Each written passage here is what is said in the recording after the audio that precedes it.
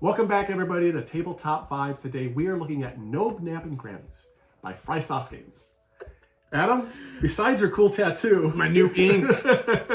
I love grandmas. Yeah. What'd you think of the game? Yeah, it's a blast. So again, like Jason kind of stated, Gnome Nabbing Grannies, you are in a retirement home. You're playing as grandma in a retirement home, and you're trying to have the best garden and impress the oldest eligible bachelor, Silver Fox, with your awesome garden. Yes. Plus, get the town's prize, and get a yearly supply of prunes. Yearly supply of prunes. Yeah, who doesn't want that? Because when you get older, you need them. You need it. So, yeah, essentially in this game, you're playing on, I think it's like That's a 25, I think. 25, 5x5, yep. 5x5 grid garden. And you have different flowers, lilies, roses, tulips. And then you have colors of all of them, and they associate the grid with each other. And you're kind of like guessing out to your opponent's side, red tulip, and then your opponent gets to look and see what that tile has underneath. Right. So with these tiles, these is kind of your opening starting area. You're going to decide on the arrangement of your garden to start with, which is going to contain empty plots, gnomes, stone steps, tea time, because you have a little tea set break there. For tea. Let's see here, bobbies. Bobbies, they're gonna try to stop the other grannies from getting in there, and of course cute kittens, which causes your opponent to go into a heart attack. And you lose a turn, right? I think can't two turns. I think can't take the garden action. Can't take the cuteness. It's overwhelming and paralyzing. Exactly. So you lay out your opening set of tiles all face down in whatever order you want, whichever is going to kind of confuse your opponent, and then you take turns going back and forth. One, deciding what tile you want to flip over, and two, playing up to 2 actions on your turn, which could consist of card draw, card discard, or card placement. Right, and so the 2 different types of cards you have beige cards, and you also have purple cards.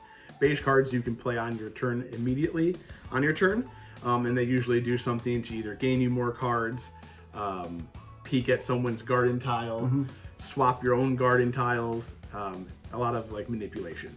Or you can play a purple card, and you can, it's like a defense card. So if he played the break wind card, that's what which causes the swapping, I believe, of 2 tiles. It blows them around. Yeah, exactly. 2 pieces of your garden blow around. You can stop someone from doing that. Yep, you play digestive acid because that makes total sense to stop the break wind. I think though our favoriteest card is Denture Drop. Denture Drop. I wish I could just create something to fall out of my face right now, but I did not. But a Denture Drop card just cracks me up. And then there's also the Defibrillator. Yes. Which is just hilarious. Negates the effects of cute kittens, starts that heart. Yeah, you gotta shock yourself back to reality. Exactly. So the game keeps going back and forth as you're flipping tiles and playing these cards and counteracting each other. Until you get to a gnome flip. Yes. And when you get to the gnome flip, if the person has was it cane card? Cane battle?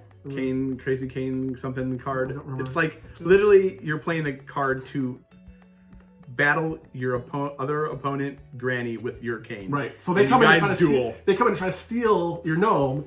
But if you have this card in defense of the cane battle card, you play that down, and then you're fighting with canes. Yeah, and you're rolling dice, the cane dice, against each other that has blanks and cane dice on it. Right. Whoever has... you keep re-rolling until one person gets it. And they steal your gnome. And they steal your gnome. And the game ends after one side has gotten 5 gnomes. And impressed the Silver Fox. Yes, and gotten their prunes. And then get your prunes, lifetime supply. Yes. No, yeah, it's a super fun blast of a game. I mean, you can play with multiple people too. Yep. So we played as 2-player, but you can play 4-player, 6-player, and you can have teams like the red team sits on this side and the green team sits on that side, and you battle it out for the gnomes. Right. The main difference is that people have less cards in their hands, and they get the additional actions of being able to pass cards to their teammates. Right. In like a 2-player game, you don't use the kittens because that's overwhelming. Yep. For your grandmas, and we take out the defib. That's right, defib cards. Oh, special powers. Yes, I was about to go into. Forgot about that. Yeah. Yeah, all your grannies have asymmetrical powers because why not? They're your grandma and they're bad. You know what they are. Yes. And so my granny's ability was she can stop the bobbies twice. She had it in with the. That's right. And my cops. granny came with a cane, so she could have 2 cane battles for free because she uses her own cane. Fancy schmancy cane from Walmart. Yeah, she threw down with her own weapons. That's right. So he won barely, by the way. Barely. I figured out where all the gnomes were, and I couldn't roll, well, per usual for me in dice games, I couldn't roll to save my gnome. So yeah, it is a super blast. Again, keep a lookout for it. Keep a lookout for the gnomes coming up, Gnome Nabbing Grannies. And comment, like, subscribe. Let us know what's your favorite gnome, or what you would name your favorite gnome if you had one.